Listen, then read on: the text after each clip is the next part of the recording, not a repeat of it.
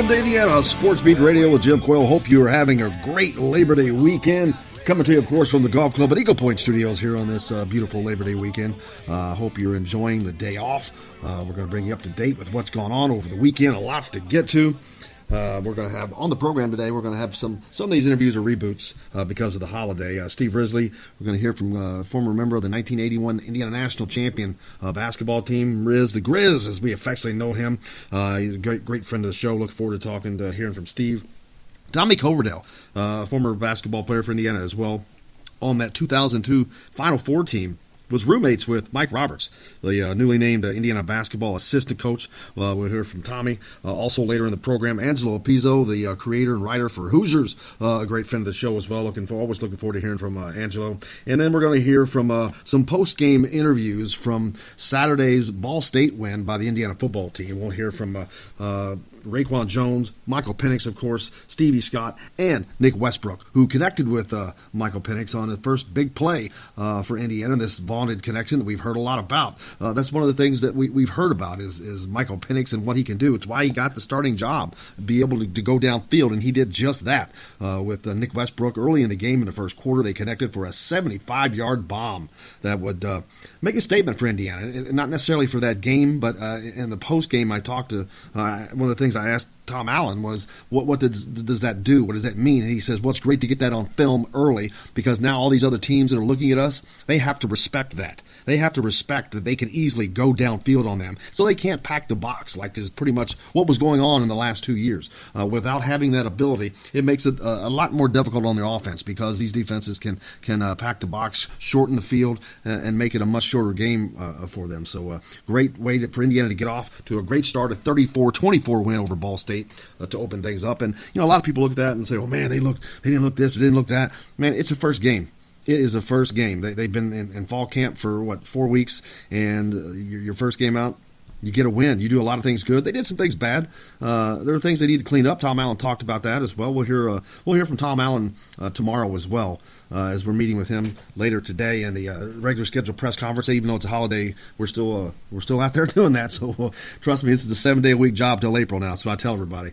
But a lot going on over the weekend as well. Women's volleyball was in action. I think they had 4 teams in: Florida International, Tennessee Martin, Santa Barbara, and I'm missing one right now for some reason. But anyway, they ended up 3-1 over the weekend, so a pretty good weekend. I know that Steve Aird's not completely happy because they didn't go 4-0, but they opened up Wilkinson Hall in fine fashion. I'll tell you what, I was out there Friday night, and with all that was going on, with it being a holiday weekend, being a Friday night, being soccer was going on. Indiana was playing Pitt in soccer at the same time. You've got the football game taking place in Indianapolis that next day, but they still had a great crowd out there. Talked to Jeff Oliphant, who was on the show with us Friday, former member of the 87 National Championship basketball team. His daughter Sophie is on that volleyball team, but talked to Jeff a little bit. But a great crowd out there. And so hats off to Steve Aird and everything that they're doing out there. But I know that he would much prefer to go 4-0, but a good start for the Indiana volleyball team, women's volleyball team. They go 3-1 over the weekend. And I mentioned men's soccer. They've got some big name teams in. Pitt was a team that they were playing Friday night, and I left volleyball to go over to Bill Armstrong Stadium, got there right before the half, and Indiana was trailing 2-0. I couldn't believe it. I'm like, what, are you kidding me? I've never been to an Indiana soccer game that they were trailing 2-0. And I've been to a lot of them. But the amazing thing is, it's not long. They go into the half, and obviously Todd Yeagley had a few things to say because they came out playing a little bit more inspired, I guess you'll say. They scored pretty quickly, and then they had a second goal to tie the game. The match ultimately goes to an overtime, ultimately goes to 2 overtimes. But Ian Black had scored early. He got an assist in this game, too. I don't know who he assisted. I think he must have assisted on the Joshua Penn goal. And then Josh Penn scores with an assist from Ian Black, I believe. And then Herbert Endeley, freshman, in double overtime, scores the winning goal with an assist from Palacio. But, wow, you talk about a comeback. That's hard to do in soccer. It's not like being down 10 points in basketball where you can just hustle down the floor, hit some threes or this or that. Scoring opportunities in soccer are rough. So to come back from a 2-0 deficit at the half, that's pretty impressive. So the number 2 Hoosiers took on UCLA yesterday. We'll talk about that match tomorrow. But Congratulations to all those guys. And then the football game, it was just fun to get out there, fun to see things underway up at Lucas Oil Stadium in Indianapolis. The crowd was a little lackluster, I'll be honest with you, but it was a Ball State home game, and it didn't have a lot of. It wasn't a great feel. Of course, I was in the press box, about 6.5 miles above the field, so there's no atmosphere for us. Period. It's like a tomb up there. It's quiet. As a matter of fact, I can't remember if they even have their own press box announcer. I don't think they do. Like at Memorial Stadium, we have our own press box announcer at least. He calls out what has gone on. But it's just like a tomb up there. You're so far above the field. But the Hoosiers come out with a big win. Hugely important for them to get off to a great start. More importantly, for Michael Penix and company and Kalen DeBoer to get off to a good start. And they did so. Logan Justice also a huge part of that game. Dude goes 4 for 4 on field goals from 48, from 30, from 49, from 50. He was money. And I tell you, I remember meeting him last year in preseason. And the thing that stood out to me more than anything is I was like, that dude's got ice water running through his veins. I think he has a resting heartbeat of 20 beats per minute. He is so calm. There's no way he gets nervous. I don't think it's possible for that kid to get nervous, which is what you want, especially for a kicker. He's got to go out there and be on that island, and he knocked him down. That's got to be pretty impressive for him. He's got to be extraordinarily happy, not only doing that, but doing that in an NFL stadium. Pretty cool, man. But Michael Penix answered a lot of questions for a lot of people. Comes out and throws a 75-yard bomb to Nick Westbrook in the early part of that game. Of course, Nick Westbrook also dropped one. We'll hear from Nick in the next hour. We'll hear from a lot of the guys. Like I said, we're going to hear from Raekwon Jones, Michael Penix, Stevie Scott, and Nick Westbrook. But he talks about that later on. But he caught the one that got it going. Of course, that he also dropped a touchdown probably. But that stuff will get cleaned up. There's a lot of things that need to get cleaned up. One of the things I know that Marcelino Ball, one of the stalwarts on defense, he picked up a couple personal fouls. Very uncharacteristic. And I remember someone asked Tom Allen about that in the press conference. And Tom Allen's a great, easygoing guy, if you know anything about him, and a classy guy. But when he was asked that question, he just shook his head and said, "Yeah, I don't even know what to think about that." He said, "Those are selfish penalties." He goes, "We'll meet with Marcelino all week," meaning Marcelino's going to be doing some running. But he also said Marcelino will never do that again. I assure you, and he means it. It's what you got to have. You got to have complete discipline, and he surprisingly uncharacteristically lost that a little bit. But overall, the Indiana Hoosiers did a great job of getting the win, because you look at teams that didn't do that. Look at Tennessee; they lost to Georgia State.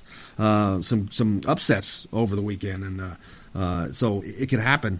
Purdue, remember them? Yeah. They got beat by Nevada after leading like 31-14 or whatever the score was. I remember stayed up late watching that game, but they took it on the chin. But Indiana comes out with a victory. They move on now to play this upcoming week at home against Eastern Illinois. That'll be at Memorial Stadium, so look forward to getting those guys back. But overall, it was a win, man. The win's a win, and you get the season started. They're going to get better. The performance you saw on the field Saturday versus what you'll see 2 weeks from now, even a week from now, differently. They're going to improve every week until they get to that point to where things are clicking completely. But you got to like the scheme that Kalen DeBoer runs. You know, he didn't show everything, but he showed a little bit more than I thought he would. They ran that trick play in which Ellis throws the 2-point conversion pass, and that's another thing that Tom Allen remarked about, that the guy he threw it to, Peyton Hendershot, was his third option on that play, that he looked through the reads to make that throw. Michael Penix commented on it as well, that he was very, very impressed by it. But a lot of great things. We got a lot coming up here on the show, like I said.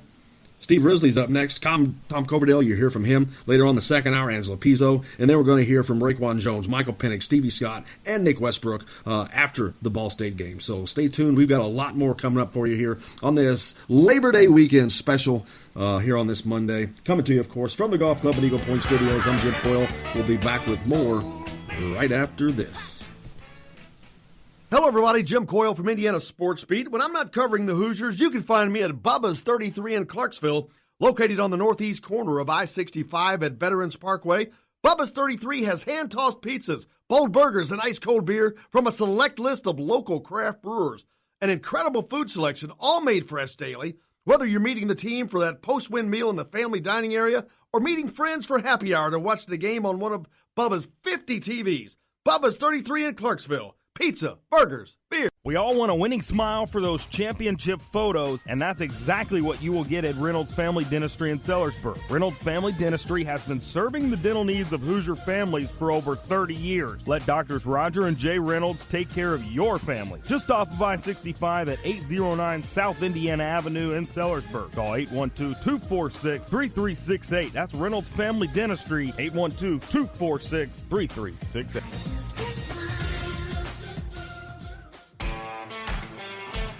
Now that warm weather has arrived, it's time to hit the links, and there's no better place than the golf club at Eagle Point in Bloomington. Voted best golf course by the readers of the Bloomington Herald-Times, the golf club at Eagle Point is under new ownership, has new fairways and bunkers, and it's open to the public. When the round's over, there's cold beer and a full menu at the Eagle Point Pub and Bistro. Call 812-824-1100 to make a tee time. That's 812-824-1100. The golf club at Eagle Point in Bloomington. This is A.J. Moye. This is Dan Dockett. Hey, this is Michael Lewis, former Indiana basketball player. This is Indiana football coach Tom Allen. This is Jim Coyle with the Indiana Sports Beat. You can always like and follow us on Facebook. Always follow the show rebroadcast on iTunes, Google Play, iHeartRadio, Spotify. TheDailyHoosier.com is a great place to sign up for each and every day. Or, of course, on 97.7 The Ref in Evansville. For the best recycling and waste removal service, turn to the area's leader, Sweetland Waste Removal and Recycling, a homegrown company serving southern Indiana since 1995. Sweetland Waste Removal and Recycling serves Floyd, Clark, Harrison, and Washington counties. For excellent service and peace of mind, call Sweetland Waste Removal and Recycling today at 812-944-5642. That's 812-944-5642. Keep life sweet with Sweetland Waste Removal and Recycling. I'm Rain Shaddy, and I'm a Hoosier. As a toddler, you could always find me running around in a cream and crimson onesie and a red IU hat reminiscent of those worn during the world-famous William Tell timeout, shouting, "Go Hoosiers!" Like many other alum, I chose to make Bloomington my home. As a civic and alumni leader, I have become very knowledgeable about our community and would love to share my insights with you as your realtor. Find me on Facebook or call or text me, Ryan Shaddy, with FC Tucker Bloomington Realtors at 765-623-9093. This is former Hoosier basketball player Nick Zeisloff. Keep up with the Hoosiers on Indiana Sports Beat with Jim Coyle. Today's guest is brought to you by Bubba's 33 in Clarksville with hand-tossed pizzas, bold burgers, and ice-cold beer.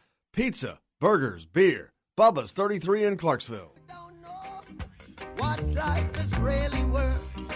Is that all that glitter is gold? Welcome back to the Golf Club at Eagle Point Studios. Jim Coyer here with you as always. Indiana Sports Beat Radio on, and one of our favorites, former Indiana basketball player, one of the toughest to play the game for the Hoosiers, Tom Coverdale. Tommy, how you doing, man? I'm good. How are you guys doing? Great, man. Appreciate you as always. How's your summer going? Oh, it's going. Just busy with 2-year-old twins and work, so it doesn't get much better than that, right? I'm telling you, man, 2-year-olds that's got to be the busiest job of a human's life, is to care for 2-year-olds in that that span. It's still tolerable right now because they have an opinion, but you can correct them. But I'm sure when it gets older, it's going to be, especially if they take after my attitude, it's going to be a nightmare. That sounds, and was that Bob Knight's mantra? They have an attitude, but you can correct it. Exactly. You can kind of change it and mold it right now, but it's only going to get worse when they get to become teenagers. Oh man, it's fun times. And now, it's so funny because right now is move-in time in Bloomington at IU. All these kids, golly, they're everywhere like ants. But moving in, and I'm laughing because I have a 16-year-old daughter who yesterday she was 2 years old. So look forward to moving your kids into IU in a year or two. Yeah, that was always the funnest part of the year, though, when you're an upperclassman, is just driving around campus on those days. But, I'm definitely not looking forward to the day. Yeah, I mean, you're in the middle and the thick of it with a 16-year-old. Yeah, well, she's great, but I'm looking forward to it. So happy about that. But big news on the Indiana basketball side. One of your former teammates, Mike Roberts, is expected to be named the next assistant at Indiana. And he's not he's known by a lot of people because he was on that great team that the run you guys made. AJ Moye was on there and went to the Final Four. But he's someone who's not kind of been out of the limelight, not really been known for a while. So it was a little bit of a surprise. But what are your thoughts on Mike Roberts? I know you think highly of him. Yeah, he is still to this day one of my closest friends from college.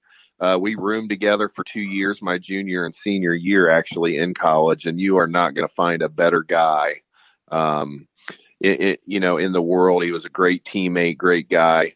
But also in his basketball career, we have talked a lot throughout his whole career.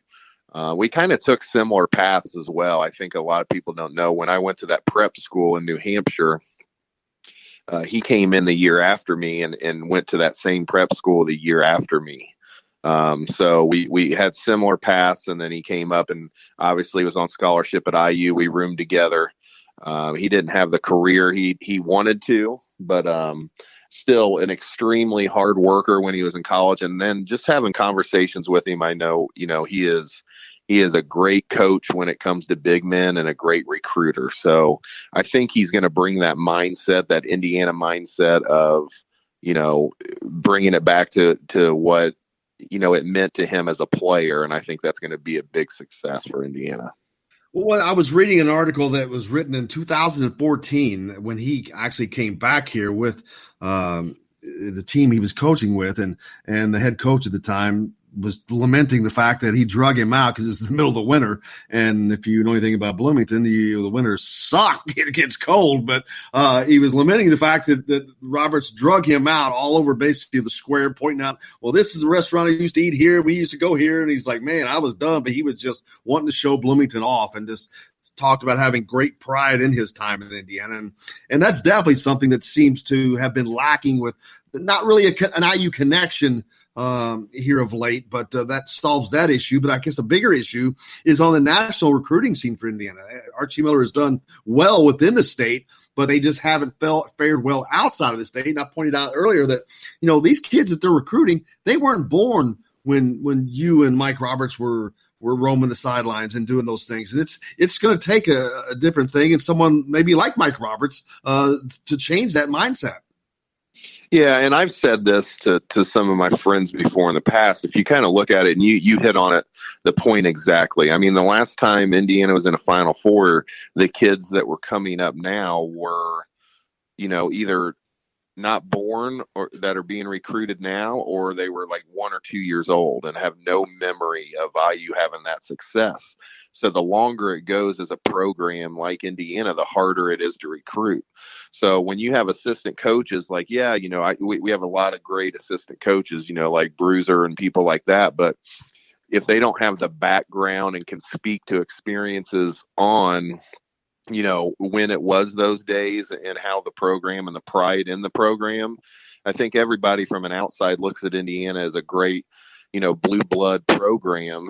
But if you have that experience, I think it's hard to connect with kids that don't have the connection and the memories that we did when we were being recruited, if that makes sense. Absolutely. One of the things I noticed on this team, and this is, I guess, my opinion really, but I don't think that these last couple of years that they've shown much toughness at all. I mean, I think I don't have to go any further than the guest that I'm talking to right now in 2002 when you just gritted through all that you had to do to get out there. I haven't seen that kind of toughness from these kids the last couple of years. I know part of it is it's a different era. I mean, kids are not quite the same as they were, but in sports that usually doesn't deviate too much, but it just hasn't seemed to be there. Is that something that Mike Roberts can bring to this program, that toughness that we used to see in the Assembly Hall? Oh, 100%. He's got a fire in him, and we used to always say when he gets mad, do not mess with Mike. So he has got that fire in him to where, and just talking with him and his head coach, who actually went to that prep school too, that he was with, Wes Miller, who played at North Carolina. They told me stories about how he's get after it and get after players and motivate them and not afraid to get on them. And I think that's what they need. So, he is definitely going to bring that fire. And I think he's a guy that can't really contain it either. So you're going to see that on the bench as well, his intensity and how into the game he is and how much it means to him. So I think that Indiana fans, when they see that, and trying to get the players to do that. More importantly, he's going to be one that's going to have a chance to do that. Another thing that I think has been missing from these teams is chemistry. They just haven't seen like they were in sync with each other. How can a coach alter that and change that and help cure that? I think it's just the type of kids you recruit and then the culture you create inside the building. A big thing is, I'm not there on a daily basis, so I don't know, but I think it starts from the top. And I don't know Romeo Langford or anything like that, but what I can say about what made our team so great is if you look at the best player on every team, and he's the hardest working team, it's going to filter down because the rest of the team doesn't think he's given or handed stuff. And that's a perfect example. When Jared Jeffries came in, who was our best player, he worked harder, if not the same as every other person in conditioning. He was winning all the sprints. Not needless to say, he was more athletic than everybody, but just an absolute freak when it came to working and defense. And that set the tone for the whole team. So I think from a culture standpoint and a coaching staff standpoint, you have to have your top 2 or 3 players be the hardest working on your team, and then that's going to filter down. And I think that's part of the problem moving forward. I think Romeo's a great player and obviously talented, but not one person or fan can look in that team and say he was the hardest worker on that team. So I think that's a big problem of it moving forward. Yeah, like I said, it's a different era sometimes with kids, but in sports that generally doesn't change that much because it's all about winning, and to win you have to give it all. So I understand completely what you're saying. One of the things that I've read about Mike is that he's really been known to be a good teacher. And that, of course, always translates well if you can get that accomplished, because fundamentally, there's also been some things lacking these last couple teams. Shooting, for one thing. I mean, that's something you guys didn't lack, but it's not because it just came to you. I assume you worked your butt off to get to that point, but shooting has been woeful here in the last couple of years. Even free throw shooting hasn't been that great.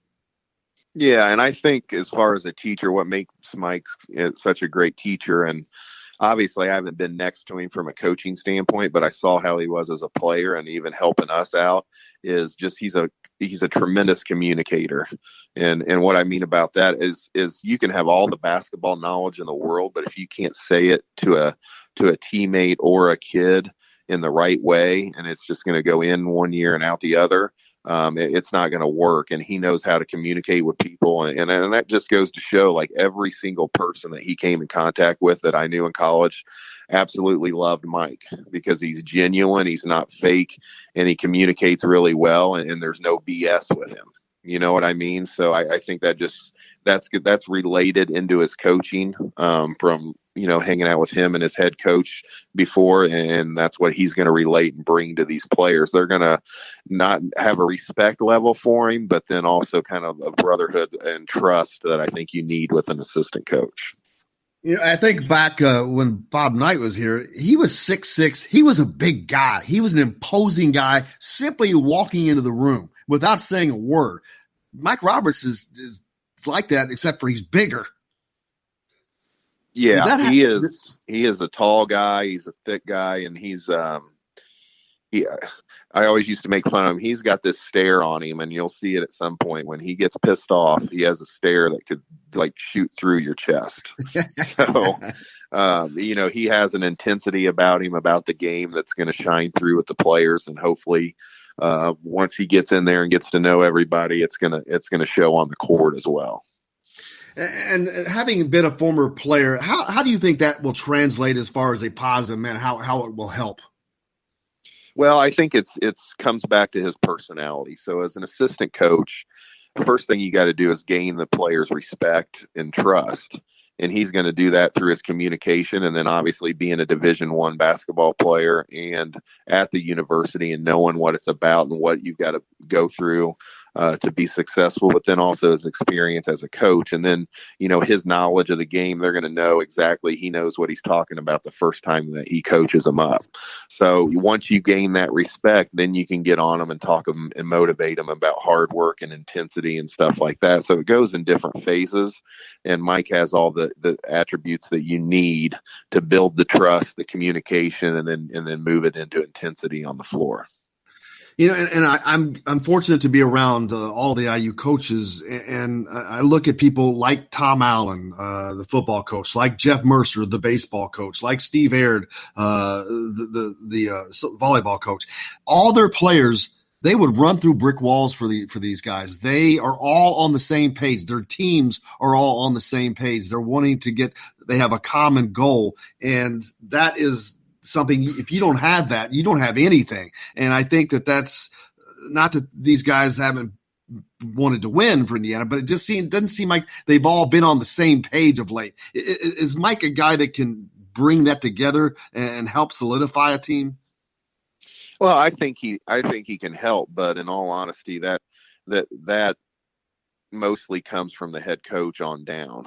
You know what I mean? So you can have all the fire, and I think Archie has this. This is not a knock on him. I think he's just getting the right pieces together and in the right situation. So, and then it trickles down. So, I mean, you look at it, and then a big part of it, we've been talking a lot about coaching, but when I say a lot of it's on recruiting, you got to recruit the kids that you don't. It's hard to have to motivate a kid every single day. But if you recruit the kids that have the mindset and the background of a competitive spirit and a fire and an intensity and play with motion, you don't have to coach that every day. And if you have only one or two that you have to motivate and they see 10 other players that have that every day, they're going to step up their game. But it's when you have 6 or 7 that aren't that emotional.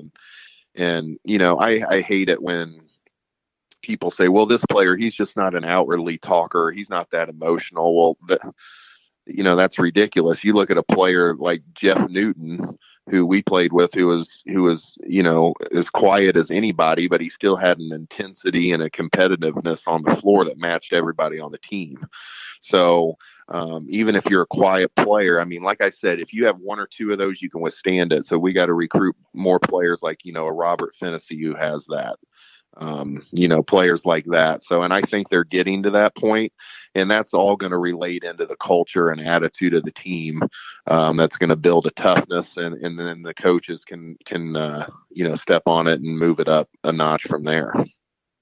Absolutely. And then when a new guy comes in, how do players that are already there, they weren't recruited by him, how hard is it for that coach to integrate in with those existing players? I don't think it's too hard. I mean, because you have such a long off season. He has from now all through football season, all these workouts, all these gatherings. When especially being a former player and having that instant connection with them, it's not going to take Mike long at all to build rapport with the players.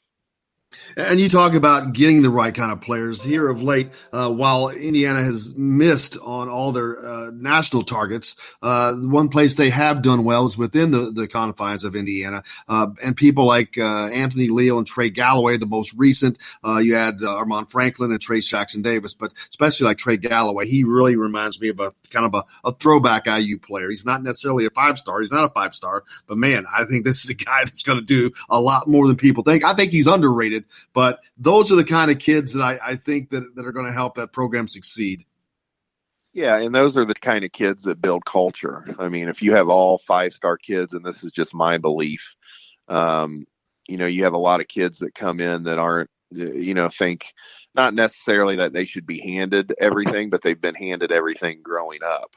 And I think a lot of these kids that are fighting and dreamed of playing there, and I don't know if that's the case with him or the kid from Bloomington, but, in-state kids, a lot of them dream of playing there after going to a game. So there's a certain level of intensity and pride that come out on the floor, and that's just part of, you have to have a section of your team that has that so it filters into kids that are from out of state. And then with coaches, a lot of times a job is a stepping stone, a learning point to get onto someplace else. And I'm not saying it's not going to be this way for Mike Roberts, because I'm sure he wants to be a head coach at some point. But there's no doubt this is a place that he dearly wants to be and is not going to be looking to make any jumps anytime soon. 100%. I mean, as an assistant coach, this is like a top spot for him. And, but I do think he'll be a head coach one day. But, again, that's just timing and all that. You never know when that's going to happen. But I think he'll be at Indiana for a long time and be very successful as well. Well, Tom, how are things going with AAA? I know you work. Is it the insurance division you work in with them? What was that? I'm sorry. I know you're with AAA. Is it the insurance division you're with them? Yeah. So our insurance department, and I'm the director of sales, so I manage our insurance agents in the state of Indiana for that. So, it's going really well. We're growing. Everything's going really good. So I can't complain. So very, very blessed to be here and have the family I have and living around family and friends. So life is very good. Now, do you get with two twins, especially the 2-year-olds and the family and work and all that, do you get much of an opportunity to get down to Bloomington to check out games? It's been a couple years, to be honest with you. I usually try to go to one game a year, but the last year I didn't get down to one. I mean, you're getting old when a weeknight game is just off the counter because you would rather watch the second half laying in bed. But yeah, so it's I'm definitely, with Mike being there, we'll definitely take our kids down and stay with him a couple nights on the weekends and have a place to stay and have our kids together and stuff like that. So I'm definitely going to try to get down to some games this year. Well, you can ride around campus and make fun of all the new kids. Yeah. I mean, well, at least I'll have my kids with me, so I can't really do that. So. Tom, I can't thank you enough. I can't thank you enough, man. We always appreciated your visits and look forward to it. We'll check back with you once we get rolling on the season. All right. Well, thanks for having me. And Indiana got a good one. I'm excited. So thank you, brother. Appreciate you as much. Tommy Coverdale, former IU basketball player. Thank you, sir. We'll be back with more Indiana Sports Beat from the Golf Club at Eagle Point Studios right after this.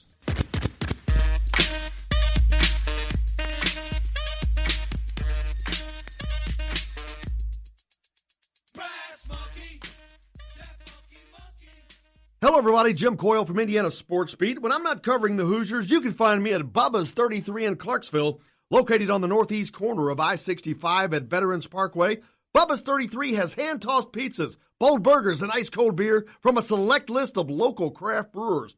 An incredible food selection, all made fresh daily. Whether you're meeting the team for that post-win meal in the family dining area or meeting friends for happy hour to watch the game on one of Bubba's 50 TVs. Bubba's 33 in Clarksville. Pizza, burgers, beer. We all want a winning smile for those championship photos, and that's exactly what you will get at Reynolds Family Dentistry in Sellersburg. Reynolds Family Dentistry has been serving the dental needs of Hoosier families for over 30 years. Let Doctors Roger and Jay Reynolds take care of your family. Just off of I-65 at 809 South Indiana Avenue in Sellersburg. Call 812-246-3368. That's Reynolds Family Dentistry, 812-246-3368.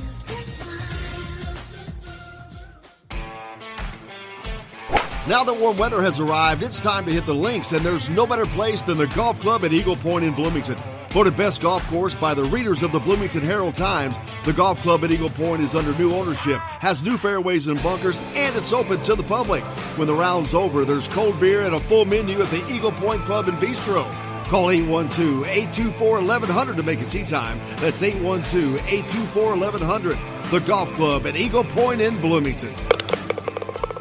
This is A.J. Moyes. This is Dan Dockett. Hey, this is Michael Lewis, former Indiana basketball player. This is Indiana football coach Tom Allen. This is Jim Coyle with the Indiana Sports Beat. You can always like and follow us on Facebook. Always follow the show rebroadcast on iTunes, Google Play, iHeartRadio, Spotify.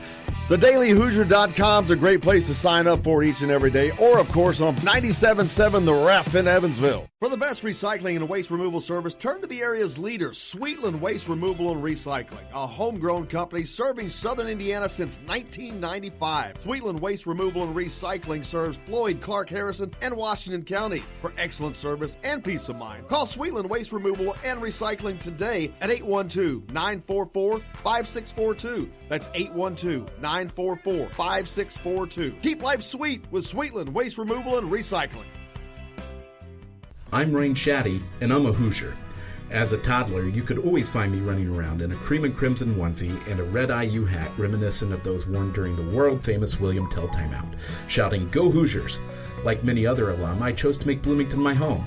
As a civic and alumni leader, I have become very knowledgeable about our community and would love to share my insights with you as your realtor. Find me on Facebook or call or text me, Ryan Shaddy, with FC Tucker Bloomington Realtors at 765-623-9093. This is former Hoosier basketball player Nick Zeisloff. Keep up with the Hoosiers on Indiana Sports Beat with Jim Coyle.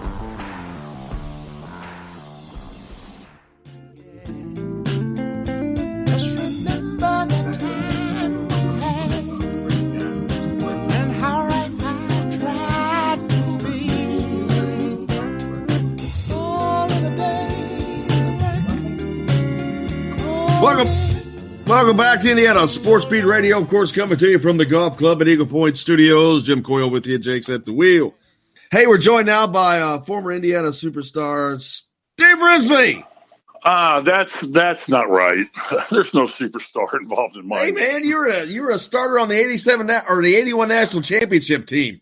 Well, that doesn't make me a superstar. That makes me. It does in our book, baby. It does in our book. You're a superstar for coming on. Like I said, Isaiah Thomas and I combined for 26 points in the championship game. He got 21 and I got 5. Hey, baby, you're on the book. You're on the book. What you doing up so early? It's early out in California. We get up early out here. We enjoy the sunset, the sunrise. We get up and, we get up and we go to bed with the sunset and get up to sunrise out here. We don't mess around with nightlife. I hear that. Is that part of your Scientology?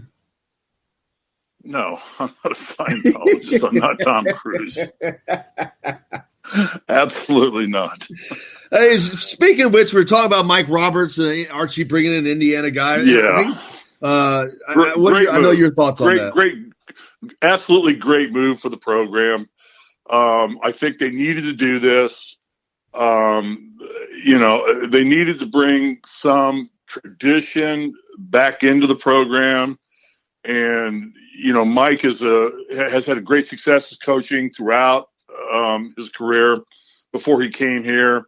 And I think this is a tremendous move for Archie to do this, and an important move for Archie to do this, because I think Archie's on the hot seat right now. I mean, he's got to win. I genuinely think he needs to have put together a good season, and he's got talent this year. He's picked up some good players. Joey Brunk, I grew up with his dad, and I think they've got a good team built now. So I think building in some Hoosier tradition back into it. I think Mike is a solid coach, looking at his resume. And I think this was a very smart move for Archie Miller to do this. Well, if he can land his point guard, his top 50 point guard out of North Carolina, it'd be a damn smart move right off the bat, because Archie's been trying to land a point guard for 2 years without success. Well, they've got Devontae. Devontae's fine. I mean, yeah, it's always good because, like Archie said, I watched this show that you broadcast on our website the other day. And he talks about how you've got to just perpetuate recruiting, and that's the hard part. And that's kind of why Brad Stevens got out of college basketball. He just didn't want to perpetuate the recruiting. It's a constant process. So, yeah, but I think he's got everything he needs. He's got all the equipment he needs right now to contend for the Big Ten at this point in time. Now, are they a national championship team? I don't think so. We'll have to look and see how much Brunk brings to the team at 6'10" or 6'11". I'm not sure. I've heard different variations on his height. When I was playing, I was listening anywhere from 6'7" to 6'11". So it all gets kind of broken down. But I think Devontae Green right now is fine, but he's got to keep building and perpetuating and keep it going. So this needs to be a good year for Indiana basketball. I couldn't agree with you more. I mean, absolutely. I mean, I know that Hoosier Nation's all giddy with seeing all these Indiana kids on the roster, but when it comes down to it, you got to win, man. And I don't care if they're from Mars. As long as you're winning, that's all that matters. Yeah. No, and you talked about North Carolina. I mean, Dave Colescott was a good friend of mine, and he was, I think, was he Mr. Basketball in 1976? I can't remember if he was or not. Who was that? He played Dave Colescott. He played at Marion, I think. Oh, I saw you put that name in, and I'm like, I don't know that name. Yeah, I thought, but he went to North Carolina and played there and had a great career at North Carolina. So to steal one of their players back to Indiana would always be a great thing. But you had Sean May. You had Sean May that went to North Carolina as well. Yeah, but that was a different issue. I mean, that was I know, I understand. That was a issue between coaching and everything like that going on, and the 76 team, the inner circle of Indiana basketball, the one that we're not privileged to be in. So did the 76 team lose even more talent that they could have possibly not lose, but there could have been even more talent on that team? No, that's one of the greatest basketball teams ever built in the world. They didn't need any more talent. More talent. I know that. What's the old saying? Too many chefs spoil the broth. Yeah, exactly. I mean, they had all the talent. The 76 team had all the talent it needed. It had all the players to build a high-performing team. And, you look at Tommy Abernathy, and Tom's a great friend of mine. He runs Indiana Basketball Academy up in Carmel. And he's everybody fit their role. Unfortunately, they had some injuries, but Quinn Buckner is probably one of the greatest leaders of all time at Indiana. Just in terms of just being able to lead a team and be the Coach Knight on the court. And that's when Coach Knight was truly at his finest. In 81, we had Isaiah. And Isaiah is one of the 30 greatest basketball players of all time to ever play the game. And we got to play alongside him and play with him. And it was a different situation. But the 76 team was so strong top to bottom, Bobby Wilk, Benny, Quinn, Scotty, Abbers. I mean, you go down, and the only sad part is the 75 team was probably actually better than the 76 team. Heard that many times. Pardon? I've heard that many times, including Coach Snyder made that statement many times. They had Greeno then, and they had Laz. They had two extra players, but it just didn't work out. But it's just time for Indiana to get back to that, and I think needs to be a little pressure put on Coach Miller right now to say, okay, you've been here a couple of years now, and we've been 500, mediocre, and it's time to start elevating this program back up to where it should be. But I think he's making the right moves because he's coming back in now. He's recruiting in state. He's looking at players local, and I mean, I look back at 81. We only had one player outside of Indiana, Illinois. I don't think we had anybody from Ohio. Let's see. We had Jimmy Thomas from Florida. It was the only player that I can remember that was outside of our little geography right here. And there is so much talent located right here that you need to stay right here and just grab the talent right here. And I'll tell you a story. And here's the story. I came home from track practice one day after in the spring, and I get a phone call, and the phone's ringing. And so nobody's home. I pick up the phone, and I get a phone call, and it's like, who is? He said, Steve Risley there. I said, this is Steve Risley. Because this is Bob Knight. I said, yeah, freaking right. Yeah, this is Bob Knight calling me right now. Yeah, no way. He said, and I said, well, who's pranking me now? And he said, no, this is Bob Knight. He said, would you like to come to Indiana and play basketball?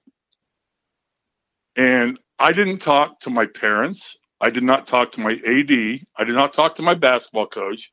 I did not talk to my football coach. I said, Coach, there would be no greater honor in the world than to play for Indiana basketball. And that's how that went down. I believe that completely, because it sounds just like Michael Lewis told me his story was. He was actually on a visit there, at least, but they were in the coach's office, and his parents were sitting behind him, and Coach Knight walks in and slaps him on the back as he walks by and says, Michael, how'd you like to play basketball at Indiana? Yeah. He said that would be really cool. Automatically. Then I had to go tell everybody that because I'd already committed.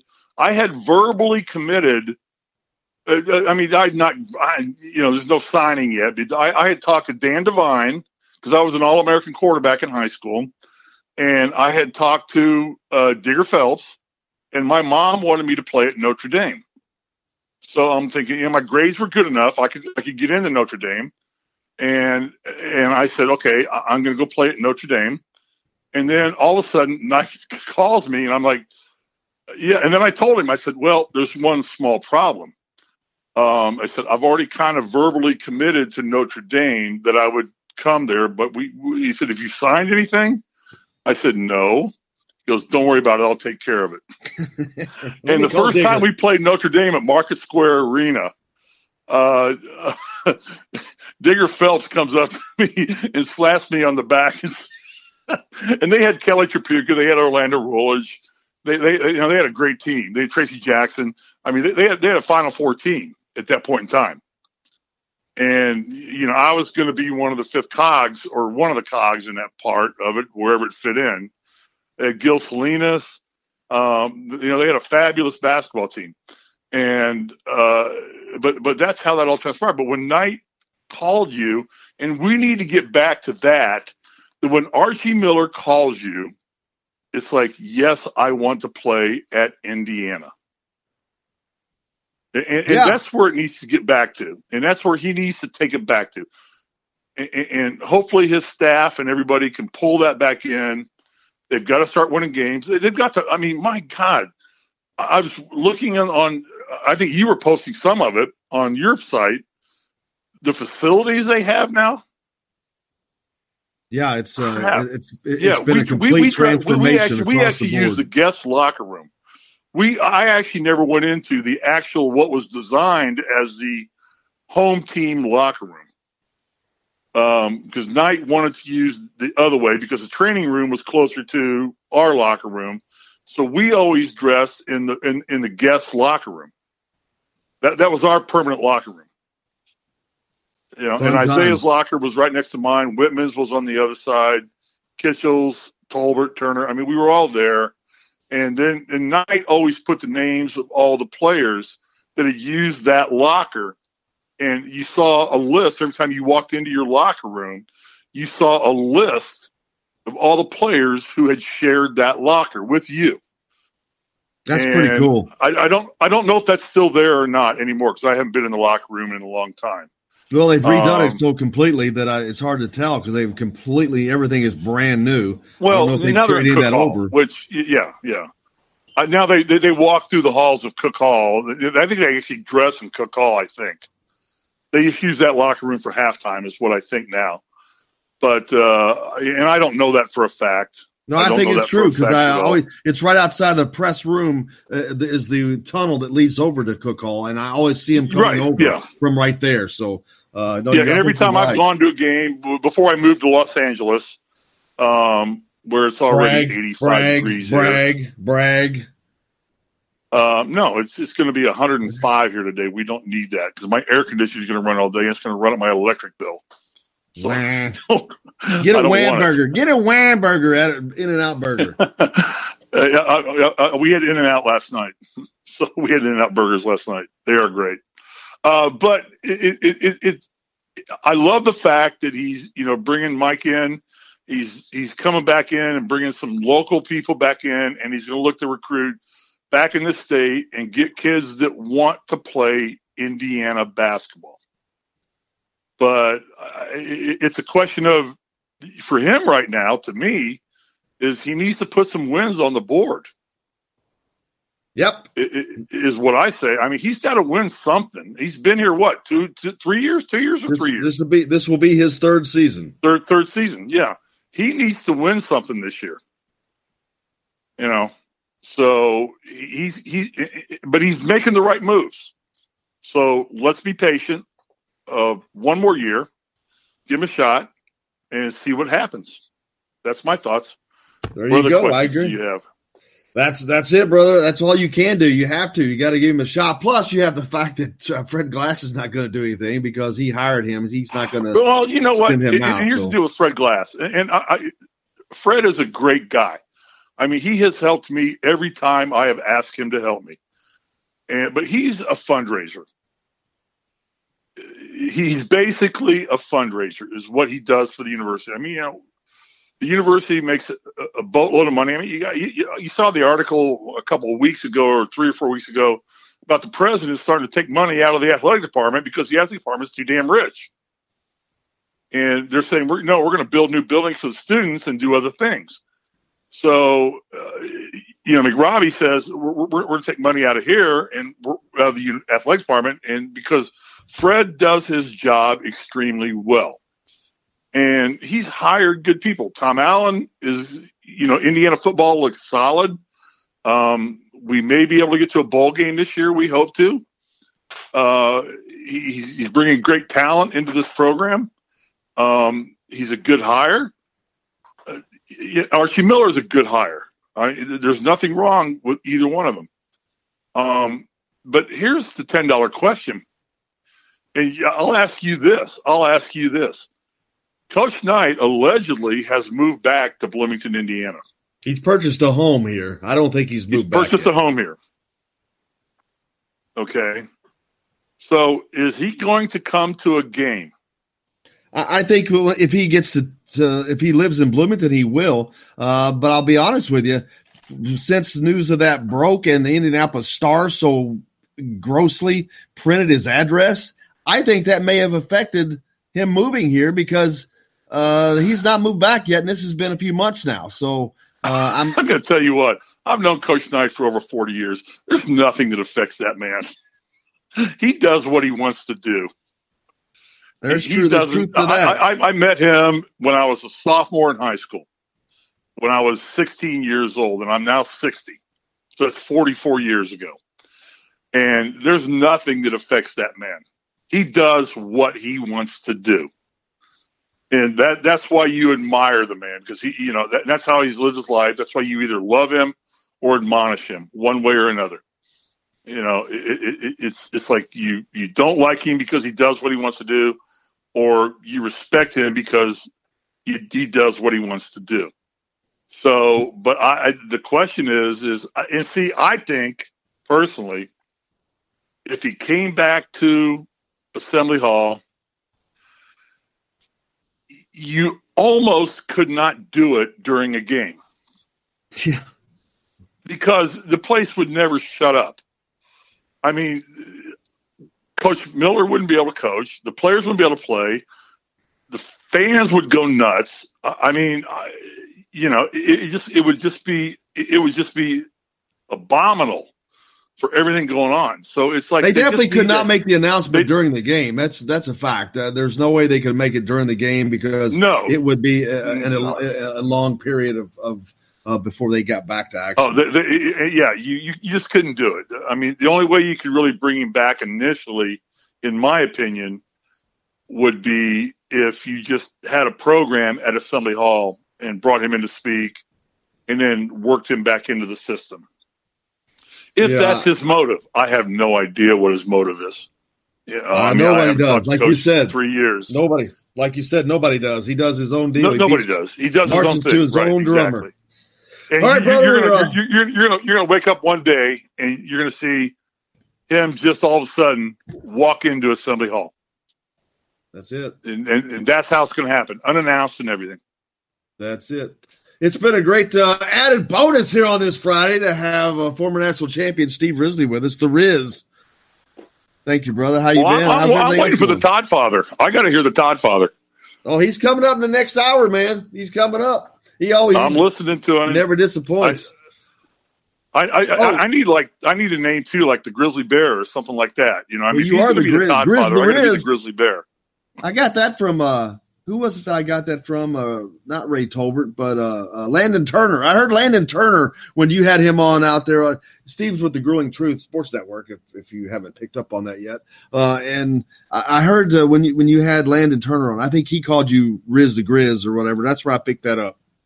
Yeah.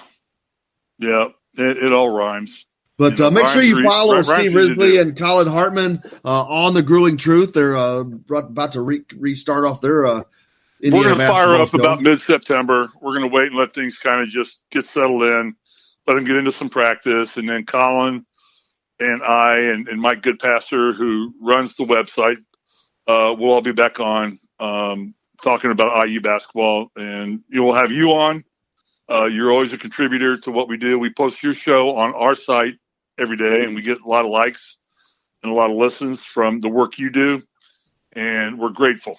So it's always fun to talk, but I really like what Archie Miller's doing and coming back and just starting to recruit more in Indiana. I think that's just the way it should go. Certainly is, brother. Steve, thank you so much. I appreciate you. It's awesome talking to you on this Friday morning. Way to kickstart the weekend. Great start to it. Steve, thank you. Have a great weekend, by the way. Hey, I'll leave it with this. I'm just hoping the hurricane doesn't kill the NASCAR race at Darlington. That's all I care. Oh, yeah. I forgot about that. that. Yeah. The hurricane's coming in, and Darlington is a track too tough to tame, and it's, I just want to sit around Sunday night and watch the race. I hear you. All right, Have brother. a good one, my buddy. Thank you, my friend. Steve Risley, former member of the 81 National Championship Indiana basketball team. Indiana Sports Beat Radio, back with more from the Golf Club at Eagle Point Studios right after this.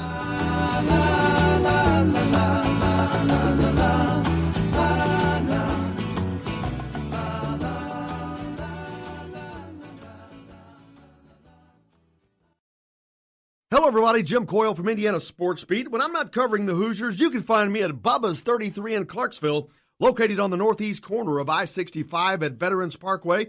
Bubba's 33 has hand-tossed pizzas, bold burgers, and ice-cold beer from a select list of local craft brewers. An incredible food selection, all made fresh daily. Whether you're meeting the team for that post-win meal in the family dining area or meeting friends for happy hour to watch the game on one of Bubba's 50 TVs. Bubba's 33 in Clarksville. Pizza, burgers, beer. We all want a winning smile for those championship photos, and that's exactly what you will get at Reynolds Family Dentistry in Sellersburg. Reynolds Family Dentistry has been serving the dental needs of Hoosier families for over 30 years. Let Doctors Roger and Jay Reynolds take care of your family. Just off of I-65 at 809 South Indiana Avenue in Sellersburg. Call 812-246-3368. That's Reynolds Family Dentistry, 812-246-3368.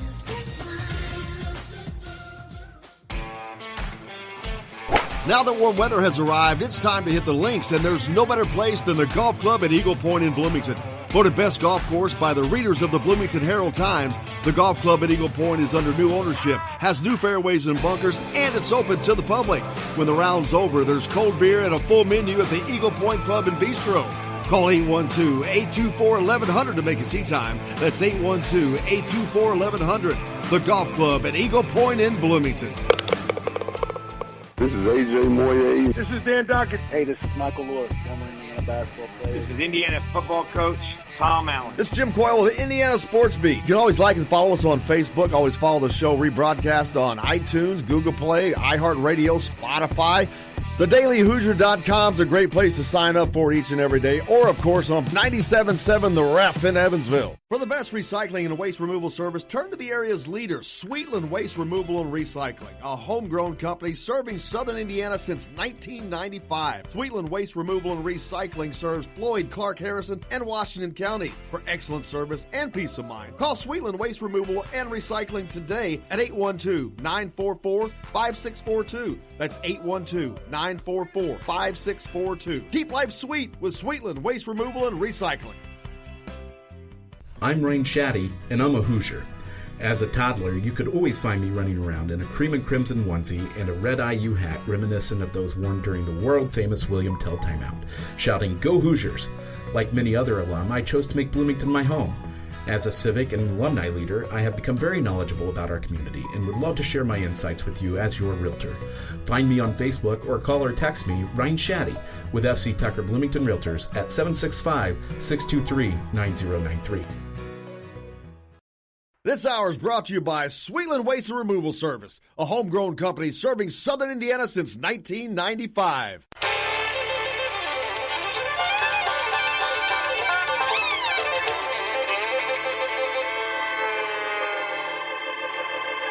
Well, we're coming to your city. Gonna play our guitars and sing you a country song. We'll all be flying higher than a jetliner. Hey, welcome to a special Labor Day edition of Indiana Sports Beat Radio, of course, coming to you from the Golf Club at Eagle Point Studios. Hope you're having a wonderful holiday weekend. Welcome to the program. You've already got to hear Steve Risley, Tom Coverdale. Now, up next, you get to hear Angelo Pizzo, and we're going to hear from several of the Indiana players in that Ball State victory over the weekend. Raekwon Jones, Michael Penix, Stevie Scott, Nick Westbrook. Looking forward to hearing from those guys. We'll get to that. There was a lot going on over the weekend. Indiana women's volleyball was underway. They went 3-1 in the tournament they held. I forget who all they had in there. Florida International, Tennessee Martin, Santa Barbara. I think there was one other team I can't miss, but lots going on there. While that was going on, you had soccer going on at Bill Armstrong Stadium. Indiana on Friday night took on Pitt in a 3-2 overtime win. They come back from a 2-0 deficit. Incredible job by the men's soccer guys, the soccer team. They also played UCLA on Sunday. We'll have more of that on tomorrow's show. But a lot to get to. And speaking of which, tomorrow, just so you know, normally on Mondays, we're joined by the great Don Fisher, the voice of the Hoosiers. He'll be with us tomorrow because of the holiday. But we'll get back with that tomorrow for that. But here coming up today, we're going to hear from these Indiana players after the big win over Ball State to open the season. And I know a lot of people talking about, it wasn't this, wasn't that. Hey, let me tell you, there's a lot of teams in college football coming up right now on this Monday that they'll look back and wish that they had that win. Look at, for every example, Arizona traveled to Hawaii, and they were a 10.5-point favorite. They leave there getting shellacked 45-38. They lose to the Rainbows. But a lot of other big games that went on. UCLA played Cincinnati, got beat 24-14. Weird to say that. A future opponent by Indiana, UConn, was they edged Wagner 24-21. You had Buffalo, who kind of rose up last year. They beat Robert Morris 38-10. UCF, Central Florida, the team that nobody wants to play, the team that nobody will invite to a big-time bowl game. Well, they're still at it. They beat Florida A&M 62-0. Lots of other games going on. Number one, Clemson, they beat Georgia Tech. That was, I think, a Friday game maybe. But other games that happened over the weekend. Texas A&M beat Texas State. Minnesota, out of the Big Ten, edges South Dakota State 28-21. Minnesota was a 14.5-point favorite in that game. Let's see, another great game. Michigan State, a future opponent. They beat Tulsa 28-7. Wisconsin, number 19, Wisconsin, beat South Florida 49-0. Things are not looking good for Charlie Strong down there, the former Louisville coach, the former Texas coach. I think that they have lost 7 consecutive games by double figures, if I'm correct. Rutgers, they put it on UMass 48-21, so Rutgers is looking good. It's another future IU opponent. Purdue, if you remember, lost to Nevada 34-31 after leading 31-14 in that contest. But so they lose their opening game of the season. Or Oklahoma State put it on Oregon State 52-36. How about Florida State losing at home to Boise State? The Broncos They were down, I think, 17 points in that game. Wow. Another future opponent for Indiana, Maryland. Man, I don't know how bad Howard can be, but Maryland beats them 79-0. Wow. That's a lot of points, man. I don't care who you are. To score that many points, that's something. Iowa State edges Northern Iowa in 3 overtimes, 29-26. How about Kansas? Les Miles having all kinds of problems with Indiana State, coached by Coach Mallory's son. Man, they're doing a good job out there. So congratulations to the Mallorys, but they didn't get to win. But, man, they sure gave Les Miles in Kansas all they wanted. How about Nebraska, another future IU opponent? Ranked number 24. They were a 35-point favorite over South Alabama. 35 points. Well, that's how many points that Nebraska scored. South Alabama scored 21. They didn't get the win, but they sure made life difficult out in Lincoln for the Cornhuskers.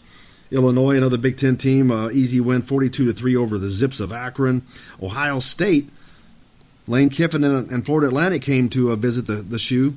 45-21, the Buckeyes win, but they were a 27-point favorite, so they don't cover. Kentucky opens up with a win over Toledo, 38-24.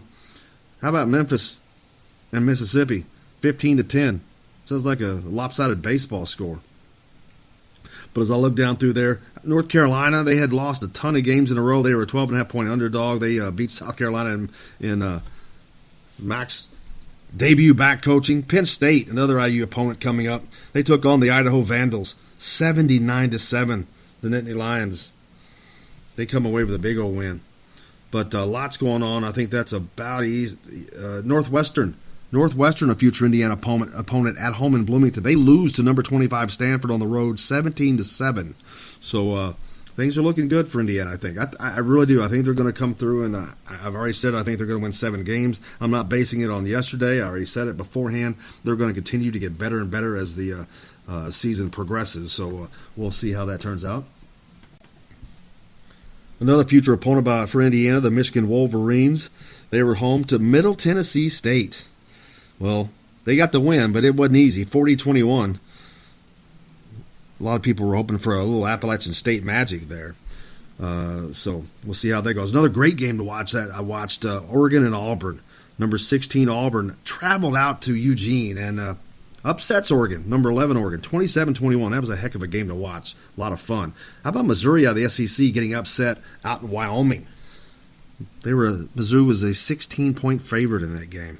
So a lot of losses, man. That's what I'm saying. Everybody's complaining about, well, it didn't look this, it didn't look that. Hey, a win is a win, especially at the beginning of the season, because at the beginning of the season, everybody's 0-0. Everybody's undefeated in August. So to take the win, you move forward and you get going. I saw nothing but good things from that Indiana offense. Well, that's not quite true. I shouldn't say nothing but good things. I saw a lot of good things. I saw what the future can be. I saw exactly what I was expecting offensively from the standpoint of Kalen DeBoer's scheme of just really involving everybody. I mean, passes were going to everybody. Wide receivers, long, wide receivers, short, tight ends out, the slot, running backs out of the backfield. They did a little bit of everything. Mixed in the running game. All that's going to get better and better as the season progresses, as the line gets better. I think the big question going into it was no secret, Indiana's defensive line, and it showed a little bit. They got run on a little bit, but they only gave up, I think, 2.5 yards a carry. So that's great. If you could do that in the Big Ten, you're winning. There's no doubt. But they definitely need to clean some things up, and Tom Allen knows that. But that's what you find out in that first game. And if you get a win and find out what you need to do, you're ahead of the game, because that's what you work on the following week and the following week after that. And you keep minimizing those things you need to work on, and you get to the point as quickly as you can of not needing to really work on things but perfect them. So Indiana's heading in a great direction. I'm looking forward to the rest of the season. Looking forward to hearing from the guys today. Raekwon Jones, Michael Penix, Stevie Scott, and Nick Westbrook. We'll hear from them what they had to say after the ball game Saturday night. And then, of course, Indiana taking on Eastern Illinois at home this Saturday. I think that's a noon game, so I forget who that's on TV-wise, but they'll have to look that up. On the basketball side, Mr. Geronimo was in town with his visit, of course. No word on that just yet, but I'm sure as every visit goes, it went well. If anytime you look and when someone talks about their visit, they all say the same thing. Oh, it went great. The facilities are great. Looking forward to it. The coaches were great, and meeting the players were great. It's the same thing.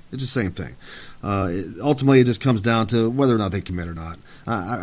This might sound harsh, but I don't really care what they say about the visit because it's always the same thing. It's always the same thing. What are they going to say? It sucked? I didn't have any fun? I mean, if that's the case, maybe, but even if they didn't, they're not going to say it. But I doubt that's the case anyway. But so we'll have to wait and see. You've got a couple more visits now coming up. Caleb Love will be visiting Indiana the weekend of the Ohio State football game. That is in a couple of weeks for that to happen. And then during Hoosier Hysteria, they've got another visit coming in as well. I think that's Jalen Bridges. I'll have to go back and look. But and see if they will add who they're going to add for these remaining 2 open scholarships they have for this season. You may have a reclassification to this season. We don't know. We'll have to wait and find out. But there's a lot going on, a lot to get to. But I'll tell you, one of the most impressive things I saw Friday all weekend was Friday night's victory by Indiana men's soccer team over Pitt. I had said earlier, I was at volleyball as well, and I left volleyball to go over to watch some soccer. I get there right at the half, right before it ends, about a minute in, and I look at the scoreboard, and I couldn't believe to see that Indiana was trailing 2-0. Shocking.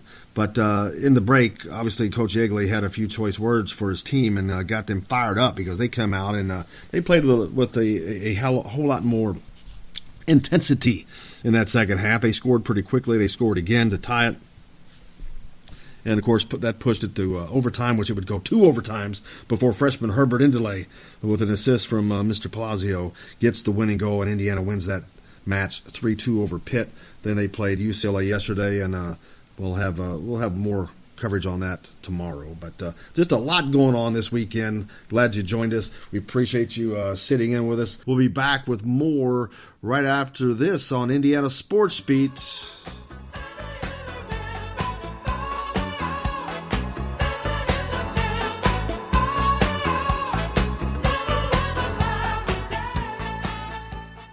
Hello, everybody. Jim Coyle from Indiana Sports Beat. When I'm not covering the Hoosiers, you can find me at Bubba's 33 in Clarksville, located on the northeast corner of I-65 at Veterans Parkway.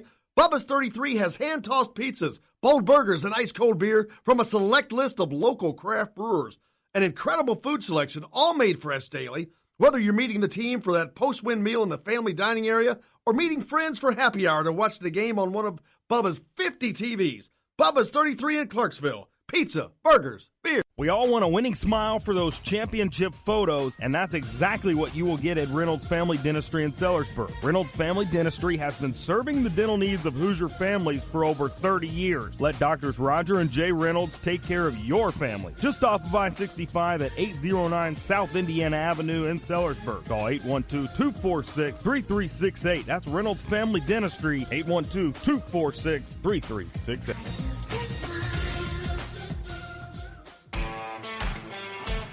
Now that warm weather has arrived, it's time to hit the links, and there's no better place than the golf club at Eagle Point in Bloomington.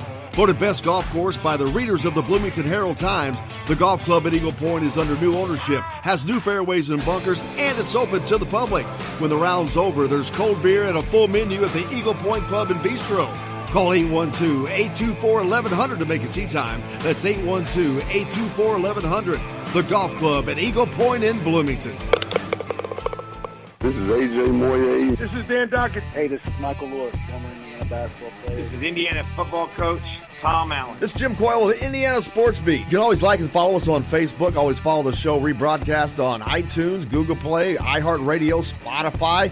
TheDailyHoosier.com is a great place to sign up for each and every day. Or, of course, on 97.7 The Ref in Evansville. For the best recycling and waste removal service, turn to the area's leader, Sweetland Waste Removal and Recycling, a homegrown company serving southern Indiana since 1995. Sweetland Waste Removal and Recycling serves Floyd, Clark, Harrison, and Washington counties. For excellent service and peace of mind, call Sweetland Waste Removal and Recycling today at 812-944-5642. That's 812-944-5642. Keep life sweet with Sweetland Waste Removal and Recycling.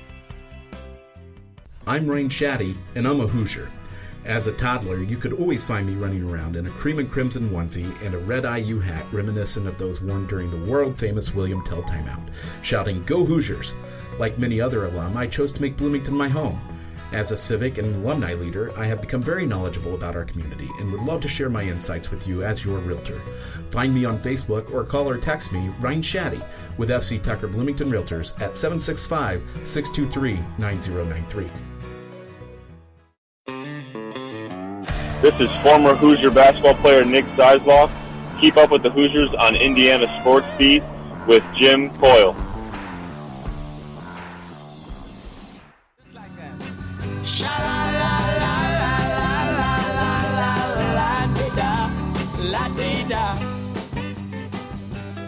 And welcome back to Indiana Sports Beat Radio, of course, coming to you from the Golf Club at Eagle Point Studios on this Labor Day holiday special broadcast here on this Monday. Hope you're enjoying your holiday. Great weekend. Lots of sports going on. Of course, Indiana football was in action Saturday up at Indianapolis at Lucas Oil Stadium. They beat the Ball State Cardinals 34-24. Lot to get to. We're going to hear from Raekwon Jones, Michael Penix, Stevie Scott, and Nick Westbrook. But first, let's get up with Raekwon. Raekwon was one of the defensive leaders on there, leading tackler for Indiana. Let's hear what Raekwon had to say after the ball game. Raekwon, it took till the very end of the game, but you guys managed to keep the takeaway streak going. What was it like to kind of finish it off with an interception, just to kind of seal it? It was great. That's what we preach. That's Swarm D. That's everything. That's what we envision ourselves doing every game. Takeaways. We preach it every day. Every day we walk in the stadium, just takeaways, tackling, effort, and it was great to be able to finish it off with a takeaway. We did have a fourth down stop, but it's just great to get the balls in our hands. We want to continue to do that throughout the season. Coach was a little concerned about some of the tackling today, but is that a first game thing that wanted to fix it? I think we can fix it. Knock the rust off the guys and stuff like that, and it's just something we're gonna have to come into this weekend and just continue to work on.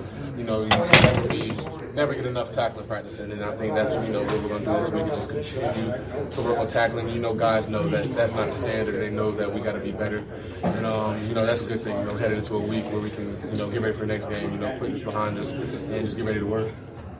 As a leader of the linebackers group and how important they're going to be this year, was this the opener that you would make for the linebackers? I think we made some mistakes in the linebacker group. It's common, but at the end of the day, I think every linebacker that played in this game went out there and played hard, whether it was special teams, whether it was defense, whatever. That's all I can ask for. Play hard, communicate, don't leave no regrets out there. And I think that's what they did. There was a few missed tackles in the linebacker room, and we're going to get it cleaned up. And, we're just going to continue to pick each other up and make sure each other is confident because we've seen each other do great things, and we just want to continue to make sure we have that edge and that confidence in the other guy. Switching back now to the offensive side, Michael Penix, of course, the guy that everyone was looking forward to seeing how he was going to do in his first game. His first start as a collegian of the redshirt freshman did not disappoint. He 326 yards, 24 of 40 passing, the second biggest day for a freshman behind an absolute Indiana football icon, Antwaan Randle El. Man, he was a special one, but this shows you how special Michael Penix can be. That's the second best performance behind Antwaan Randle El, who threw for 385 yards in his debut. But looking forward to seeing what Michael can do. But you can tell he's getting very accustomed to talking to the media. I can see it in just a few short visits. He is really starting to come out of his shell and gain confidence. Let's hear what Michael had to say after the Ball State win.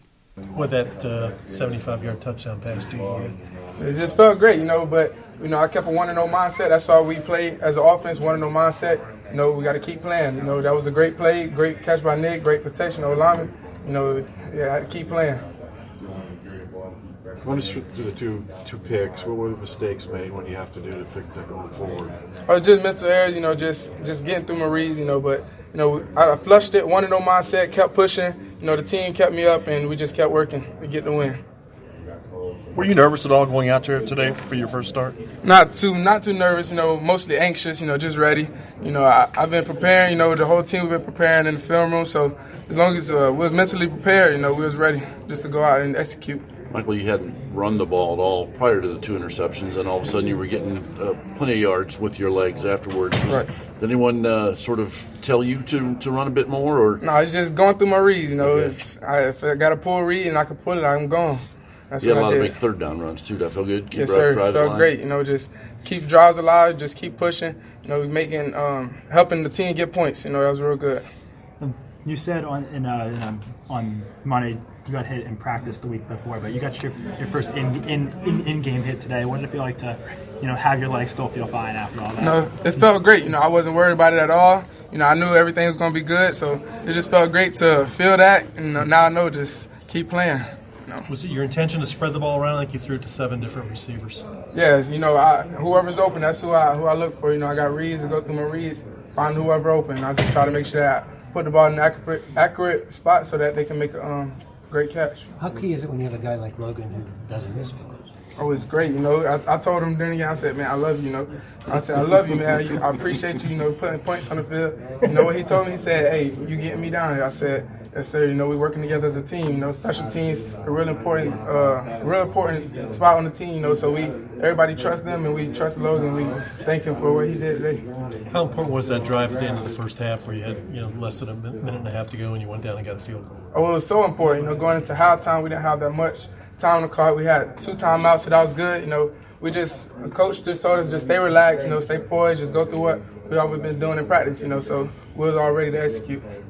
Of course, Michael didn't do it alone. He had some help on the offensive side. Stevie Scott, one of the stalwarts of that running game. They didn't do a lot of the running game as far as rushes, but there was a great mixture. Kalen DeBoer, as I talked about leading into this, the scheme you're going to see is he's going to be involving everybody, the tight ends, the running backs out of the backfield and whatnot, and you saw a lot of that. Stevie Scott catching passes out of the backfield, but overall good day for him. Let's hear what Stevie had to say. What are some of the things you feel maybe you can do better moving forward as far as running it? Really just making that open guy miss, the first defender miss, really, just getting past the second level, the third level, and then, just doing the rest with our feet after that. So really that's just something all the running backs have to work on, and really just receiving on the backfield also.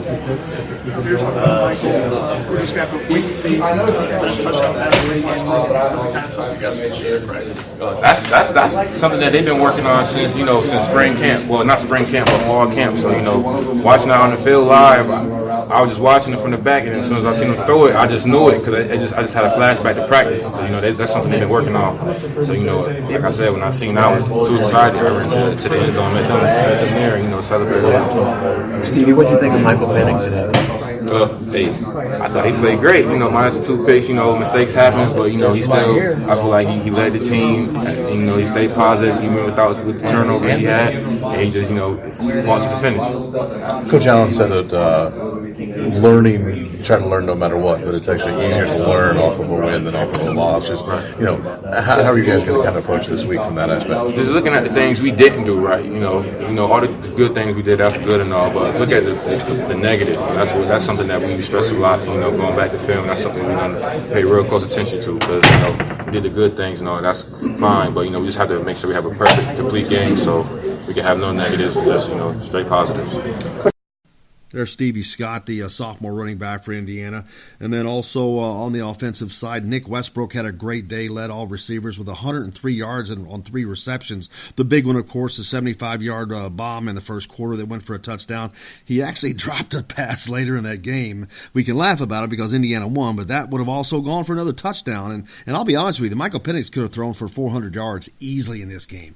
There were some drops that just shouldn't have happened, but there was also some missed passes he missed. He missed Peyton Hendershot down the middle for another big gainer on a play, but they'll get all that together. But let's hear what Nick Westbrook had to say after the Ball State win. Nick, you saw the highs and lows today with a big touchdown and then a miss down there too. Take us through both moments. I kind of knew once that play started, the touchdown, I was like, yeah, it's definitely coming to me. I was going to be the guy getting the ball. So just made the play. Mike put it in a great spot and ended up with a touchdown. The drop, it was one of the easy ones that, it was too easy. But luckily, offense, picked me up and they scored that drive. So at the end of the day, it didn't hurt us as bad as it really could have. So I appreciate the offense, holding my back and, stepping up for me. From your vantage point, what did you think of Mike's first start? It was good, man. It was good. He's a young guy. It's his first start. Of course, there's going to be some jitters, some nervousness. He was saying that, and I was like, dude, there's only one way to get through it, and it's just, to play your game. Some mistakes happen, just bounce back, and that's exactly what he did. And he showed up, and we really needed him. I asked Coach about Michael getting the job. One of the reasons was being able to go downfield. What is that telling the rest of the teams you guys have played this year when you guys were able to hit on that early?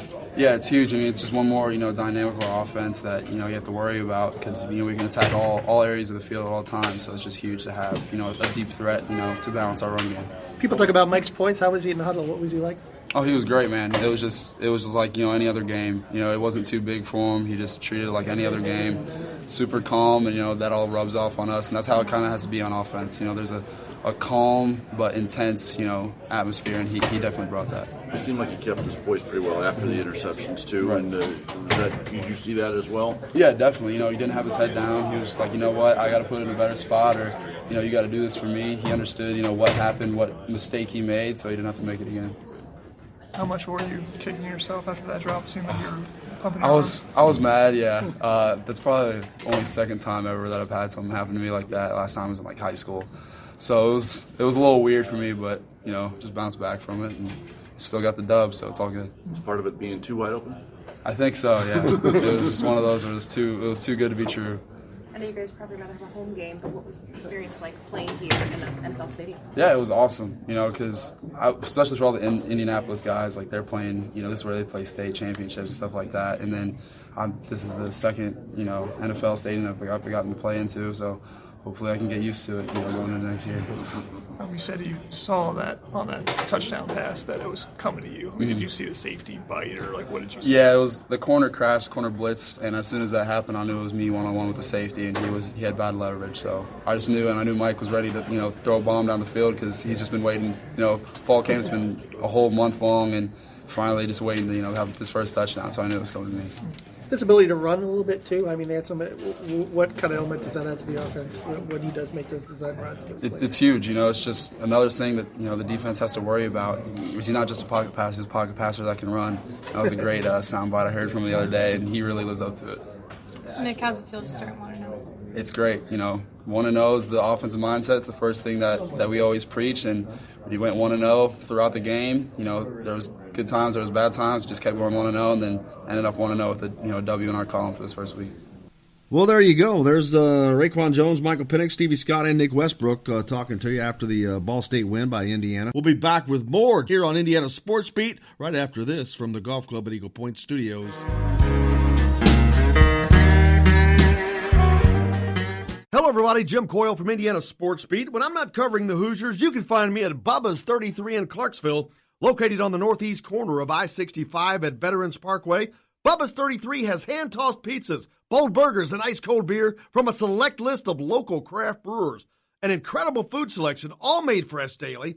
Whether you're meeting the team for that post-win meal in the family dining area or meeting friends for happy hour to watch the game on one of Bubba's 50 TVs. Bubba's 33 in Clarksville. Pizza, burgers, beer. We all want a winning smile for those championship photos, and that's exactly what you will get at Reynolds Family Dentistry in Sellersburg. Reynolds Family Dentistry has been serving the dental needs of Hoosier families for over 30 years. Let Doctors Roger and Jay Reynolds take care of your family. Just off of I-65 at 809 South Indiana Avenue in Sellersburg. Call 812-246-3368. That's Reynolds Family Dentistry, 812-246-3368.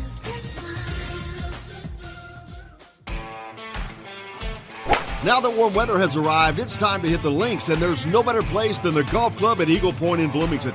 Voted best golf course by the readers of the Bloomington Herald-Times, the Golf Club at Eagle Point is under new ownership, has new fairways and bunkers, and it's open to the public.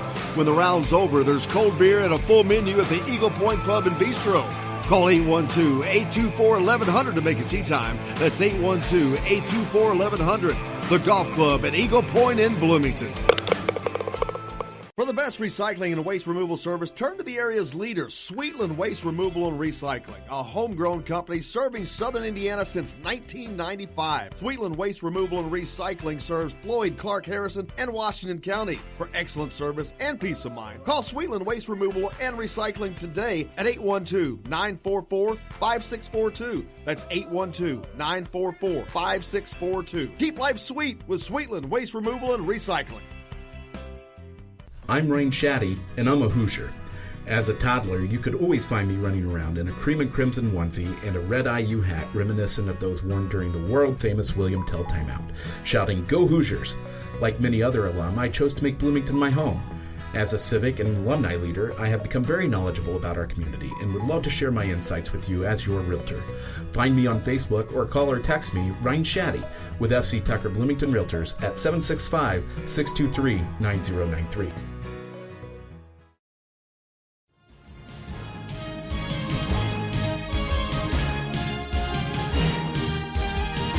Welcome back to the Golf Club at Eagle Point Studios, Indiana Sports Beat with Jim Coyle with you as always, and I could not be any happier to have the great Angelo Pizzo with us, man. How you doing, Angie?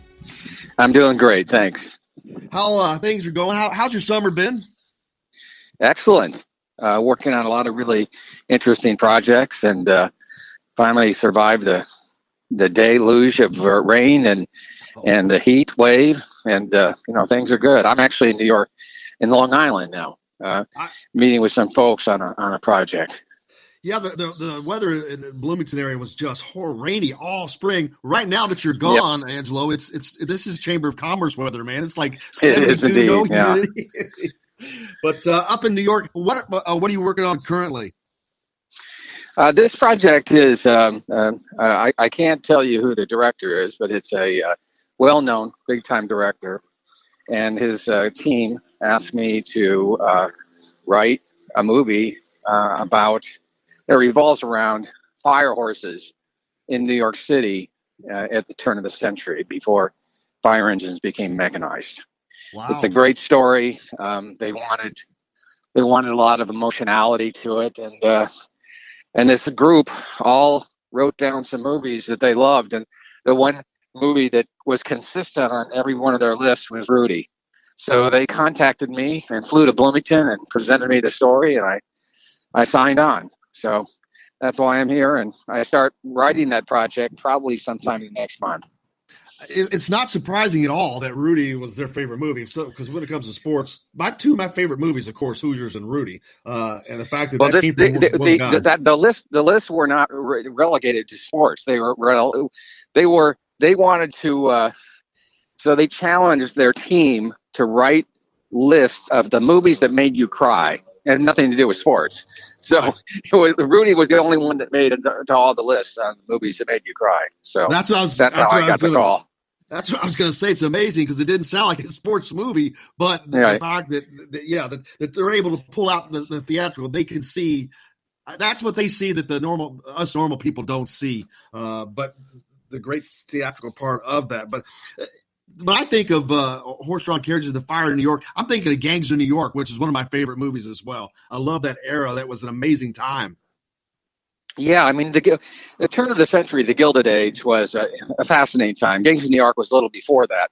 But, this is not going to be a small-budget movie. It's going to be pretty big, but I think these people can handle it and get the money for it. So that's down the line. My job is to write the best script I can and then let the chips fall where they may.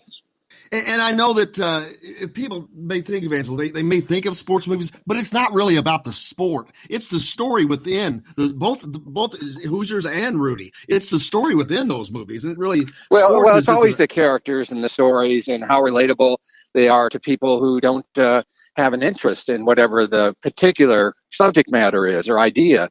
I can't tell you how many people have come to me up to me about a movie like Rudy and say, well, I'm not into sports. I'm not into football. I don't care about Notre Dame, but I love that movie. And that's who you make the movie for. You don't make the movie for basketball fans or football fans or Notre Dame fans. You make it so it's relatable to anybody. Yeah, and speaking of what I talked to you about, Billy Bob Thornton was recently in Indianapolis, along with David Anspaugh and whatnot. But he takes he has a great affinity for the movie Hoosiers, but it's not because of the basketball like we talked about. It's the things within that, and he really draws upon that and has used it a lot in his characters. Yes, he did. In Goliath, he refers to Hoosiers all the time. One of the things that's personal to Billy Bob is his dad was a high school coach in a small town in rural Arkansas. So it hit home. It hits home for him. And as an artist, I know that you relish the opportunity to take your skills of what you do and mold it into this movie that you're working on. I know that the artists are always looking for that next great challenge. And is this something you look at it? People may think of sports movies when they think of you, but it's not about the sport. Are you looking forward to using this as a platform of really stretching things out? No, I don't think of it that way. I respond to when people come to me with ideas or stories. I respond to them like I would imagine myself in an audience watching a movie. Would I want to watch this movie? Would this interest me? And ultimately, I don't think of myself as an artist or a reader. I consider myself, first and foremost, a storyteller. My job is to tell a great story. And sometimes just, I test run stories to get a feel for them before I start writing them. For example, if we had the time, I would sit down, or I would give you a 10-minute version of the script I'm writing now, which is a coming-of-age story set against the Civil War. And when I say test market it, if we were in person, I would know where the story was flagging, whether you were interested, and ultimately whether you would care about what happens next. That's the most critical thing, is to get an audience, whether they're reading the script or watching the movie, to buy in or connect to the protagonist, the hero, and really care whether they succeed or fail. And when they fail, you feel the pain, and when they succeed, you feel the joy. So that's the art and craft of storytelling, and that's what I do. And obviously, the setting is going to be real. At the time, everything occurred that the movie is going to be about. Is the story fictional, or is there truth to the story? Well, it's inspired by a lot of different stories. So the person who brought this original idea to this director, who shall go unnamed at this moment, is a former fireman in Manhattan, and he came across all these stories about heroic anecdotes, heroic deeds, fire horses, and he thought, well, no one's made a movie about fire horses. And one of the interesting kind of side notes about horses and fire is horses are trying to have built into their DNA to run away from fire. So it takes like 2 or 3 years at special academies to train these horses to run into fire, and that's part of the storytelling too. It's how a boy and his horse. I guess you could describe this as a boy and his horse story, but how he trains the horse and then becomes a fireman and connected to this horse and some of the things that they go through. And a lot of your movies obviously were ideas that you came up with. They were true stories, but you reached out and grabbed those. What's it like when someone else brings an idea to you and you have to flesh out what their idea is? Well, first of all, Hoosiers was my idea. Rudy was not. Rudy, remember, it came with full-on assault to both David and I, and we turned it down for 2 years. So that was definitely not my idea. And I would say that the majority, 90% of the scripts I write are not my ideas. And part is just practical, because when people come to me with their stories and their ideas, they have a checkbook attached, or I won't listen to them, because that's how I make a living. I'm a writer for hire, and so it's a marriage of who I am as a craftsman, who I am as a person. Does this story touch me emotionally? Does it mean something? Do I connect to it based on my own experiences? I've heard a lot of great stories, but they're just not for me. So it just takes the right combination. It takes the right combination of personalities and artists too. I mean, I want to work with the best people, and I've been burned when I've said yes to a story, but yet the people behind who come to me with a story are a little shaky. So. Yeah, and I love these types of movies. They're historical. They're storytelling, as you said. You're telling a story, and I love those. But the amount of research that has to go in, especially to a period piece, has got to be unbelievable. Yes. Well, I find that part of it fun, and one of the things that we did, that I've been involved in this now for about a year, and we put together illustrated what they call a sizzle reel, a 15-minute presentation to that we wanted to do for the director, that the director asked for, and I helped write that little script for the 15-minute film. And it kind of lays everything out, what it's going to be, so everybody knows that we're all on the same page, making the same movie. And a lot of research went into that. And as I said, it was great, going to old houses in New York City, and doing that research. Now, when you're up there and you're on location, how difficult is it to make a period piece movie? But a movie like in a city like New York? Well, I think that the big change over the last years, I don't know how you would call it, I would say just a very brief example. In Rudy, we were totally dependent on the kindness of the band to give us 7 minutes in the halftime of the Boston College Notre Dame game in 1993, so we could shoot Rudy coming out of the field, making a tackle, etc. Today, we wouldn't have to do that because of computer graphics imagery, CGI. You can do everything and put all the people in the seats. You just shoot and it doesn't cost very much money.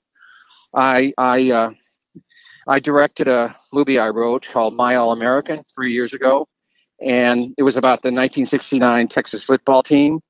And we shot 17 days of football in empty stadiums and filled them with computer people, and I challenge anybody to actually point out any kind of mistakes that were made or any image that doesn't look real. So in answer to your question about how to do those kind of things, I mean, look at Game of Thrones. I mean, the tremendous amount of CGI and computer imagery will help make a $100 million movie a $40 million movie. So all you need is a certain area and location to lock it down, and then you can build around it in the computer. And do you think being able to do that makes the movies better because you have a lot more control and a lot less pressure on things not going well? Oh, absolutely. We were completely dependent on, for example, getting back to Rudy, we had 2 days slotted, and we had 7 minutes in halftime of 2 games. One was Boston College, the other was Penn State. Well, we shot. We got not all of our stuff on the first game, Boston College, and the second game, Penn State. We had all the cameras there, and it snowed 2 feet. That morning, it would be impossible to shoot, and we would have been without a movie. So yeah, it's a lot better now for filmmakers. Are you guys in production with the movie yet? No, I haven't written the script. Oh, it can't be in production. I'm about to launch into writing the script sometime in the next month. I have to finish the one I'm doing, and as I said, the research is complete on the Horses of Fire movie, and I'll probably be finished sometime in October or November. And then after that goes in, how long till the movie goes into production and until the end result? Probably, likely in the summer of 2020. It's amazing how long it takes from start to finish. A major motion picture takes. It's so true. Much that goes into it. It's true. I mean, it takes forever. These are years-long processes, and some much longer than others. But it's also a part of the lives of the people like you who are involved, and maybe most more than you because you're the writer. You're there from the impetus of it, and you'll be there for the very end of it. It takes a large chunk of a person's life to be involved in those things. It does, but it's been worth it, And everybody who wants an opportunity to get a shot at making a movie, for someone to pay me to write a script, it's not much compared to the overall budget of a film. So I've written 35 scripts and 4 of them have gotten made. And those are pretty, I mean, I'm fortunate that I've gotten 4 made because movies are really, really expensive. And, there's just a finite number of people who can do them in terms of directors and actors and finances. So it's just one of those things that we're all working for the same thing in the film business to get a green light to get a movie going. So You try to create the opportunity to best serve that goal. At the same time, what creates sanity for me and other people who work in the business is not to put all your marbles into one project. Yeah, I mean, I'm working on like 8 different projects at a different time. So I've got a lot of, to use another metaphor, irons in the fire. Yes. And you have to, yeah. So I actually have a Iowa girls basketball movie that I wrote a while ago that I'm trying to get going, and active talks about that one too. Wow. Hoosiers was made in the mid-'80s. How has the moving picture changed? Obviously, we talked about CGI. Other than that, what are the biggest changes in making a movie? Because that was 30 years ago. Yeah. Well, the truth is certain things have gotten simpler because you shoot on digital rather than film. Film is much trickier, and it's too volatile and not as controllable. But and expensive. You can shoot digital and it doesn't cost anything, relatively speaking. But the basics of filmmaking haven't changed since the silent films. It still comes down to great characters, great stories, people you care about. And if I were to go back and do Hoosiers again, I don't think David and I probably wouldn't do it much differently because it worked. I would also say the movie probably would look sharper and probably look a little better just because of the tools we have right now. But the biggest difference is the cost. So Hoosiers cost about $6 million. Well, we couldn't even get near that. And I would say dollars today would be closer to 18 or 19. But to get that look and to get that production value, it was easier to raise $6 million in 1985 when we shot the movie than it would be to raise $30 million to shoot that movie today. That was early in your career, obviously. What's it like hitting a home run right in your first plate appearance? Because that's a daggone home run, man. That's never going to change. Well, it was the first script I ever wrote, and I had worked in the business as an executive. I supervised production of television movies and feature films for Warner Brothers and 20th Century Fox and 2 other companies for 6 years out of film school. So I learned how to make movies and got to learn from the best, watch the best, and to get the first script I wrote made and be successful. It was a career changer and a life changer, and it was very unusual. And yeah, I was stunned. When David and I finished the first cut of the film, and the Ryan people, I'll go back even when we finished the last day of production in Indiana. We looked at each other and we said, we probably ended our careers. This probably will turn out to be terrible. and then we showed the Orion people in the first cut of our film, which was about 2 hours and 45 minutes, 45 minutes longer than it is now. And they just said it was unreleasable. And they even said it was unreleasable at 2 hours and 25 minutes. But we got an opportunity to test market it in Irvine, California, and we scored the highest score that they had in the last 10 years, and it changed their minds about it. So we were always in a precarious position with that film, not knowing whether it was going to destroy our careers or make it into the big screen to the big screens or not. So it was a big surprise all the way up and down the line. If you're ever working deep into a creative project, you really never know. You don't have any objectivity. I feel that way after every script I've finished and I hand it over. I don't know whether it's just horrible or it's great or anything between. I have no objectivity, none.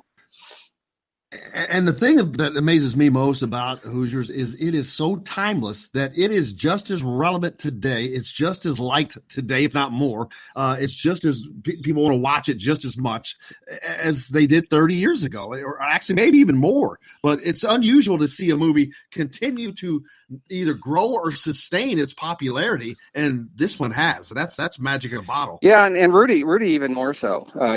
In this way, and I'll talk about Hoosiers in a second. But I was just commenting on USA did a top football movies. poll, which was 10 years ago or 15 years ago. It was around 2000, and Rudy was I think it barely broke the top 20. It was like number 18, and we didn't get tremendous. I mean, we're probably, if they did the Rotten Tomatoes, we're probably about 60% Rotten Tomatoes, and then they just did the same poll, best football movies this fall, and Rudy was number 1. So it's like, how does that happen? Yeah, it has grown over the years in terms of its reputation. Now, as far as Hoosiers, we had one advantage in terms of its sustainability, and that is we made it a period film. So when you make a movie that's contemporary, I was just thinking about this, Top Gun. If you go back and look at Top Gun, which, I loved when it came out, it feels so dated. The music, the hair, it's like, oh my gosh, it's weird. It just it doesn't work for me. It didn't. But the fact that Hoosiers was set in the past, it doesn't date us in the same way. Right, and it's there's a movie like one of my other favorite movies, The Big Lebowski. When that thing came out, it was a flop. But it's just gained its traction and continued to gain traction, and it's just is popular now, more so than it ever was. That's true. Indiana basketball, you're a huge fan. You're a Hoosier. Are you following what's going on in the land of Indiana? Yeah. Yeah, you get a chance. You get to go to a lot of games during the season as long as you're in town, not working on a project, right? I don't miss a game. We have tickets, right there next to Mellencamp, 5 rows from the floor. So I mean, I'll fly back from a research trip to make sure I get to a game that matters. I'm all in. Well, hopefully we're going to see you. I'm bullish on this season. I know a lot of people can make the argument for and against, how we're going to turn out. Now, having said that, I'm always kind of bullish. They called me the glass not half full when it comes to Indiana sports, but the glass 3/4 full. And but I just had a sense, and the two things that were problematic for the team last year. One, I witnessed, and I was just right there. I've seen enough basketball games that I can make this comment, and that was chemistry. The chemistry was just off with that team, in part because of the injuries. There were just so many different multiple lineups because so many kids were getting hurt. The second thing is the kind of unusual presence of a top 5 high school player, one and done. And I love Romeo, great kid, great player, but he never quite found his role. And I think that there too often the team would defer to him, and they never quite got into a flow state where the best teams do. I'm thinking about how Virginia got into that flow state, and it was a combination of the players that just wasn't working. And I think when you have your two guys like Juwan and Romeo being 3/4 of your scoring, if either one of them has a bad game, then you're in trouble. I think this year's team will have much more balance. I'm sure it will. And I just think they're more evenly matched in terms of their skill sets. I don't know, because it's a whole new group of people. Not a whole new group, but it is definitely a different group of people. How they'll all gel or not gel, but I'm very hopeful. If you don't think I think also, to add one more thing, Archie is a guy who is a defense-driven team. He's and if you look at the coaching record of defense-first teams like Jay Wright at Villanova or Tony Bennett at Virginia, they kind of struggled to install their system to get the right kids to fit their system in their first 2 years. Now, this is Archie's 3rd year.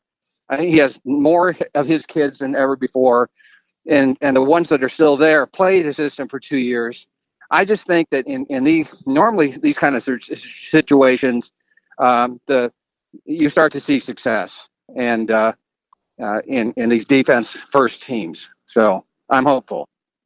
If you don't think Angelo knows his basketball, I'd just put that to bed. They should hire you as a biographer because you just laid it out. I mean, that was I agree I care, and I'm looking at the bright side and the hopeful side of things. I don't think that Indiana will be the most talented team in the Big Ten, probably not even the top half of the Big Ten. But it's all how they work together. It always is. I mean, you look at, I've seen enough high school basketball teams. Well, obviously the perfect example is Milan. These were 5 kids who played together since they were in first grade. And, by the time they were like a machine. And, they had what you call the ultimate chemistry. They didn't have the most talented kids. Obviously, the tallest guy was 6'1". So, and they beat Christmas Addicts and Oscar Robertson. It wasn't they had a cakewalk to the state finals in Muncie Central. So, yeah, gel chemistry is huge, and it's indefinable. People see it in different ways, but I feel it out there. And I saw teams that came into Assembly Hall that really gelled and worked together. That's one of the things that Matt Painter has done successfully at Purdue. He's got his kids to really defer and play with each other, find out their roles, stick to their roles, and their teams and all successful teams are a greater sum of the parts. And Indiana wasn't that last year, and they will be, I am positive, this year. I love talking basketball with Angelo. He always brings it back around the way it should be, man. I hope you enjoy your time in New York and get all the creative juices flowing, because I cannot wait for this movie. Is there a name of it yet? Horses of Fire. Horses of Fire. Be looking for that in the summer of 2020. It'll be made in 2020. Probably won't come out until 2021. It's amazing. It's amazing stuff so far in the future. Angelo, I can't thank you enough, man. I look forward to you getting back and talking some more basketball and just hanging out at some point. But, man, I appreciate you so much, Angelo. Have a great rest of your day in New York, man. Thank you. All right. Talk to you soon. Thank you. Angelo Pizzo joining us so gratefully. For Jake, this is Jim Coyle, and I will see you on the radio.